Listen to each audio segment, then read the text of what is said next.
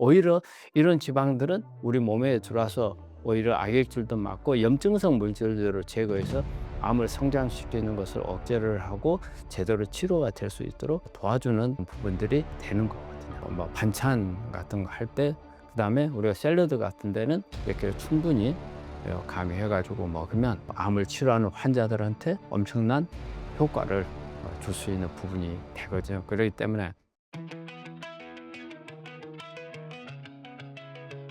안녕하십니까. 나으람원 원장님 창씨입니다. 요즘에 이제 날이 많이 더워지고 또 습도도 높고 짜증도 나고 많이 할 건데, 여름철에 우리가 먹는 음식이 상당히 또 우리 평소 때보다는 신경을 좀 많이 써야 될 것 같아요. 그래서 여름철에 우리가 신경을 써야 될 음식 중에 우리가 이제 탄수화물, 지방, 단백질 이런 식으로 이제 크게 분류를 한다면 제일 신경 쓰이는 부분이 기름일 거예요. 기름은 우리 어떤 계절하고 어떤 기온이라든지 이런 부분들하고 연관이 많기 때문에 여름철에 어떤 기름을 어떻게 섭취를 하고 어떻게 관리를 할 것인지, 그런 부분들을 좀 알아봤으면 합니다. 하나는 이제 어떤 기름을 쓰느냐, 그다음에 이제 두 번째는 가열 문제. 일단은 우리가 이제 기름, 우리 지방을 섭취를 할 때 여러분들이 이제 신경을 써야 될 부분은, 첫째는 어떤 지방을 쓸 건가, 기름이죠. 어떤 부분을 쓸 건가. 또 요즘에는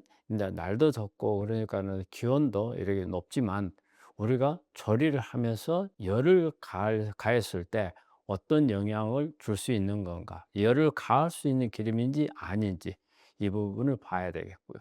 또 하나는 보관을 어떻게 해야 될지. 우리 사실 보관도 상당히 중요하거든요. 한꺼번에 다 먹는 게 아니기 때문에 이런 부분들에 대해서 오늘은 한번 살펴보도록 하겠습니다. 우리가 일반적으로 이제 기름을 먹게 되면 암이라는 진단을 받잖아요. 그러면 우리가 냉장고를 딱 들여다보고 우리 환자분들이 이때부터 이제 음식에 대한 관리를 생각을 해요. 그러면 먹어도 되는 거, 먹으면 안 되는 거, 또 애매한 부분들, 이런 부분들을 나름대로 이제 분류를 하게 되는 거죠. 우리가 이제 우리 환자분들이 먹지 않고 버려야 되겠다 하는 부분들이 이제 육류 속에 있는 고기야. 그다음에 이제 기름기가 많은 거, 이런 부분들이거든요. 그 이제 우리가 환자분들이 이런 생각 많이 하죠. 기름기를 많이 먹게 되면 우리가 암 세포가 빨리 자란다. 그렇기 때문에 가능한 한 피하고 단백질이나 채식 쪽으로 이렇게 바꿔야 된다. 그래서 어떻게 보면 기름기는 우리가 먹는 음식 중에서 어떻게 보면 뭐 후순위가 되고, 또 아니면은 아예 배제를 시켜버리는, 예, 그런 부분들인 것 같아요. 그런데 우리가 사실 지방은 우리 몸에서도 아주 중요한 부분이에요. 그래서 무조건 배제를 하는 게 답이 아니고, 지방 중에서 꼭 필요한 지방, 그런 꼭 필요한 지방들은 우리가 섭취를 해야 되는 거거든요. 근데 우리 환자분들 보면, 어떤 분들 보면 너무 엄격한 식단을 하려고 하신 분들이 있어요. 그래서 지방은 무조건 다 뺀다. 그래서 지방 자체를 먹지도 않지만 우리가 어떻게 첨가하는 지방들이 있잖아요. 반찬을 하면서 어떤 기름을 넣는다든지, 아니면 약간 뭐 전을 지을 때 사용하는 기름이라든지, 이런 부분들 다 배제를 하려고 하거든요. 근데 사실 우리 몸에 중요한 것은 탄수화물, 지방, 단백질 해가지고 아니 3대 영양소거든요. 그렇기 때문에 지방이 중요하죠. 단지 이것을 어떻게 관리하냐가 문제인데, 이걸 함부로 너무 배제를 하다 보면 오히려 암을 성장시키는 데 도움을 줄 수가 있고, 정상세포가 제대로 기능을 못할 수도 있고, 오히려 우리 몸에서 많은 염증 세포들이 만들어질 수 있는 그런 가능성도 높일 수가 있거든요. 우리가 지방을 먹을 때는 어떤 것은 정말 권장해서 먹어야 되고, 어떤 부분들은 우리가 먹으면 안 되고, 이런 부분을 정확하게 파악을 해 가지고 우리 환자분들이 영양소를 섭취해야 될 것 같아요. 사실은 우리가 그 어떤 암하고 싸우려면은 체력이 상당히 필요하거든요. 그다음에 면역이 또 필요하고, 그리고 안에 있는 염증성 물질들도 전부 다 제거를 해야 하고. 그런데 이런 체력이나 면역을 유지하는 데 있어서 핵심 영양소 중에 하나가 바로 지방도 포함이 되거든요. 우리가 지방은 우리가 되게 이제 우리는 기름이라고 하죠. 그래서 이제 뭐 식용유도 있고, 또 아니면은 뭐 동물성 지방도 있고, 다양한 부분들이 있는데, 그래서 오늘은 이렇게 기름을 먹느냐 마느냐 이런 부분보다도 어떻게 먹어야 가장 내 몸에 도움이 되고 암 치료에 도움이 될 건가, 이걸 한번 살펴봐야 될 것 같아요. 이 부분에 대한 거는 우리가 어떤 과학적인 근거 있는 부분들이 참 많이 있고, 또 이 과학적인 요 근거에 맞춰 가지고서 꼭 지켜야 될 부분들이 있거든요. 그래서 오늘은 요 기름 섭취에 대한 어떤 정확한 과학적인 근거에 맞춘 어떤 진실과 그다음에 원칙을 오늘 설명해 드리도록 하겠습니다. 우리 주변에 있는 우리 암 환자분들 또 이 부분에 대해서 좀 주의 있게 봐 주시고, 또 주변에 있는 어떤 다른 또 투병 중인 환자나 또 지인들을 또 같이 이 영상을 좀 공유해 주셨으면 합니다. 자, 그러면 이제 시작을 하겠는데요. 우리가 첫 번째, 모든 기름을 끊으면 일단 어때요? 몸이 먼저 무너지기 때문에 일단 우리 몸에 염증을 잡는, 또 아니면 세포막을 좋게 해 주는, 그래서 가장 우리 몸에 좋은 기름, 우리 아마 착한 기름이라고 한번 이름을 한번 붙여 보도록 할게요. 이런 부분들은 꼭 필요하다. 근데 여기서 제가 말한 것은 착한 기름입니다. 우리가 포화지방산이라든지 동물성 기름인데, 이런 부분보다도 이제 착한 기름이라고 하는 부분들, 이 부분들을 가지고 이야기를 할 건데, 우리 사실 암을 앓게 되면 우리가 이제 마지막에 가서 가장 이제 우리 몸에 극단적으로 간 상황을 우리가 이제 악액질이라고 하는 부분을 이제 설명을 해요. 이 악액질이라는 게 오게 되면 거의 이제 우리 몸에 대사가 안 돼요. 그리고 여기 암세포라든지 우리 정상세포 장기들이 기능을 제대로 못해서 많이 만들어내는 여러 가지 염증성 물질들, 그다음에 산화물, 활성산소, 이런 부분들이 문제를 만들게 됐죠. 그래서 결과적으로는 우리 몸에 있는 근육이 다 빠지게 되고, 그다음에 지방도 다 빠지게 돼서 체중도 완전 쭉 빠지고, 그다음에 이제 완전하게 영양실조에 빠지는 거죠. 이런 부분들을 우리가 이제 악액질이라는 용어를 쓰는데, 악액질을 막아주는 방법이 있어서도 실제적으로는 지방이 상당히 그런 역할을 많이 한다는 거죠. 그래서 우리 암 환자분들이 이런 지방을 흡수를 잘 해야, 섭취를 또 잘 해야 되고, 그렇지만 이제 좋은 지방을 섭취를 해야죠. 오히려 이런 지방들은 우리 몸에 들어와서 오히려 악액질도 막고 염증성 물질들을 제거해서 암을 성장시키는 것을 억제를 하고 제대로 치료가 될 수 있도록 도와주는 그런 부분들이 되는 거거든요. 그리고 우리가 지방은 단순하게 그 자체가 어떤 영향을 주는 것도 있겠지만, 제가 앞에서 말했듯이 염증성 물질도 제거를 하고, 그다음에 우리가 지용성 비타민들이 있어요. 비타민 A라든지 그다음에 비타민 D라든지 비타민 E라든지, 이런 부분들은 또 우리 몸에 들어와서 강력한 항산화 작용을 해야 되거든요.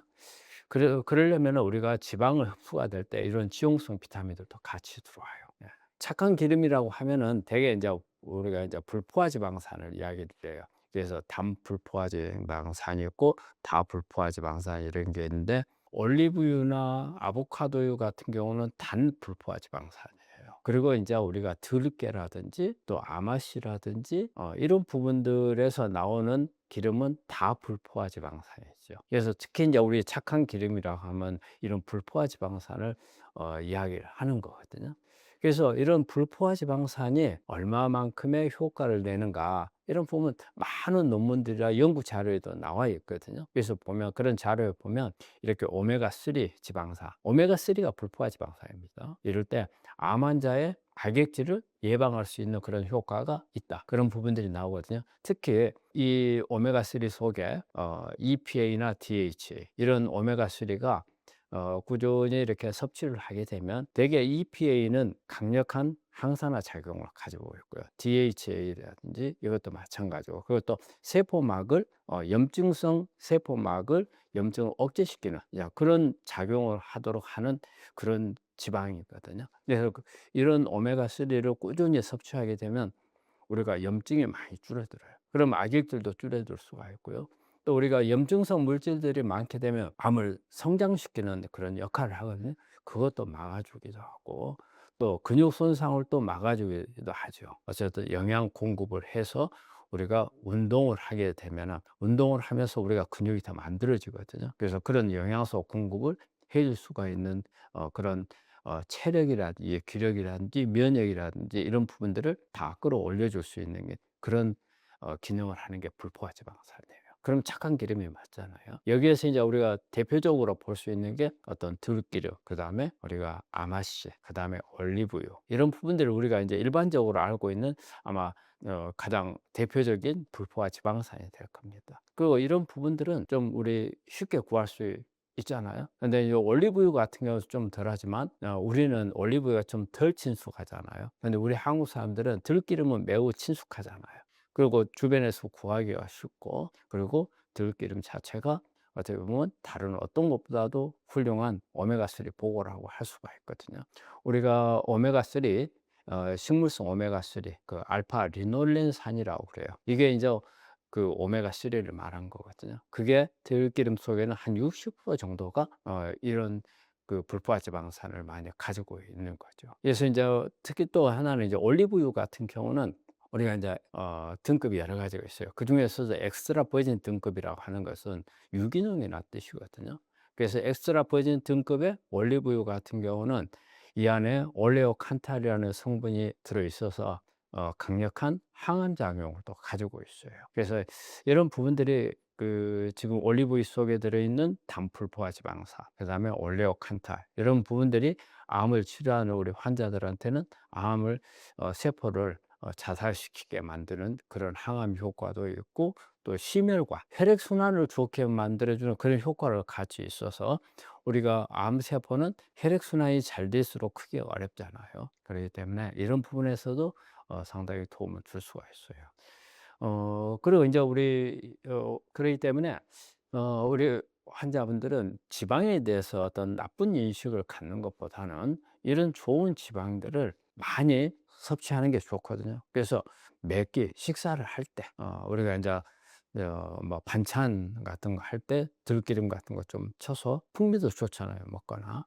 그다음에 우리가 샐러드 같은 데는 우리 엑스트라 버진 올리브유를 이렇게 충분히 가미해 가지고 먹으면 우리 그 어떤 올리브유나 어떤 들기름이나 이런 데서 가지고 있는 우리한테 암을 치료하는 환자들한테 엄청난 효과를 줄 수 있는 부분이 되거든요. 그렇기 때문에 어쩌다 한 번씩 먹는다 이런 것보다도 가능한 한 매일 친숙하게 섭취를 하는 것을 권합니다. 그다음에 이제 두 번째는 이제 그 기름에 대한 발연점입니다. 우리가 일반적으로 기름은 다 똑같은 게 아니고요. 특히 열을 가할 때는 문제가 있어요.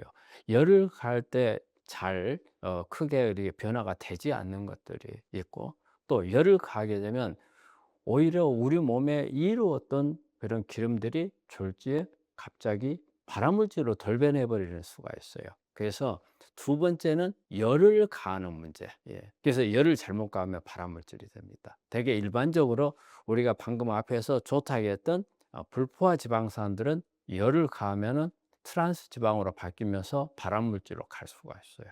오히려 포화 지방산보다 더 못할 수가 있어요. 그렇기 때문에 이런 불포화 지방산 기름이 좋지만 열을 가할 때 문제가 있기 때문에 꼭 이 점도 염두에 두셔야 됩니다. 그래서 이제 발연점이라는 게 있죠. 우리가 기름 같은 것을 우리가 열을 가하면은 하얀 연기가 나요. 그건 진짜 타버린다는 뜻이거든요. 그런데 기름마다 이게 온도가 높은 게 있고 낮은 게 있어요. 되게 불포화 지방산이 낮아요. 그러니까 예를 들어서 똑같은 열을 가하더라도 낮은 온도에서 타버리는 기름이 있고, 아주 높은 온도까지 올라가더라도 타지 않는 기름이 있는 거죠.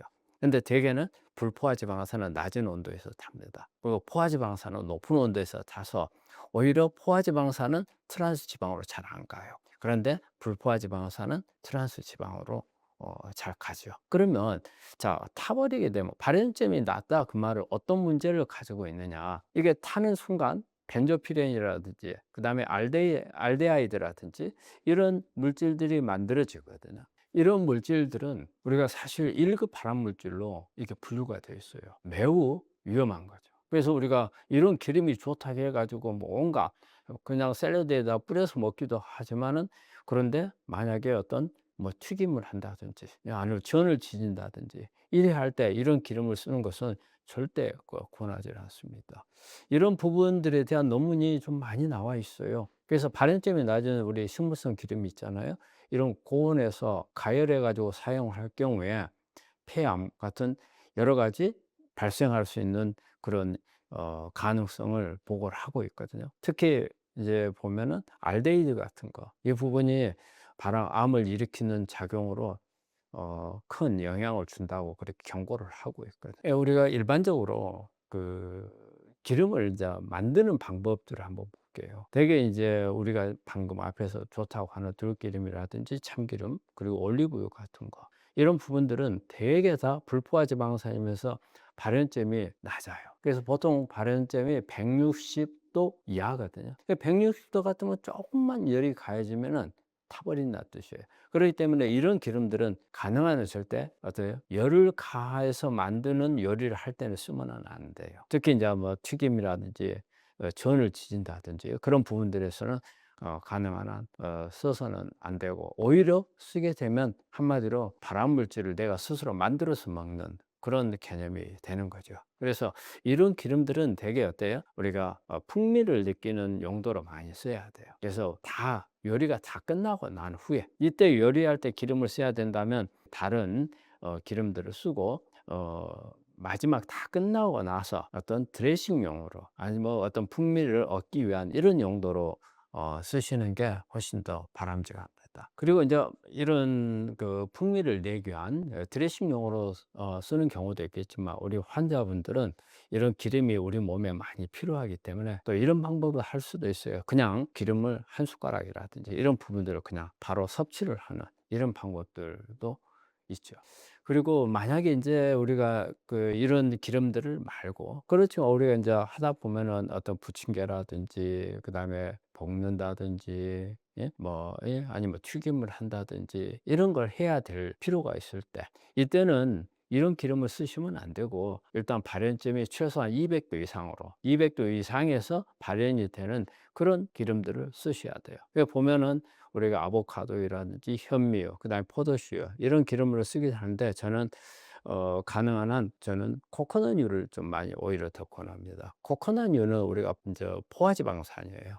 불포화지방산이 아니거든요. 그러니까 포화지방산 그러면 별로 안 좋다 이렇게 생각을 하잖아요. 그런데 고온으로 열을 가해서 하는 조리를 할 때 사용하는 기름은요, 오히려 포화지방산이 더 나을 수도 있습니다. 근데 여러 가지 포화지방산이 많은데, 저희가 이제 코코넛을 말하는 것은 여기에 함유되어 있는 다른 성분들이 암을 치료하는 데 도움을 줄 수가 있기 때문에 그래요.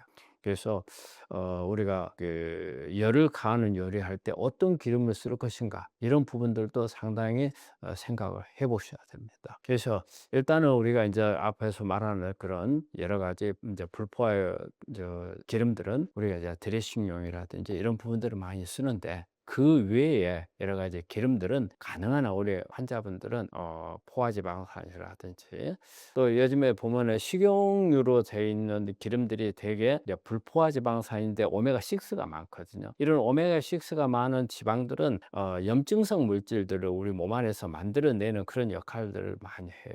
그렇기 때문에 가능한 한 우리가 앞에서 말한 들기름, 참기름, 올리브유, 이런 걸 제외한 다른 기름들은 좀 자제하시는 게 오히려 나으리라고 생각을 합니다.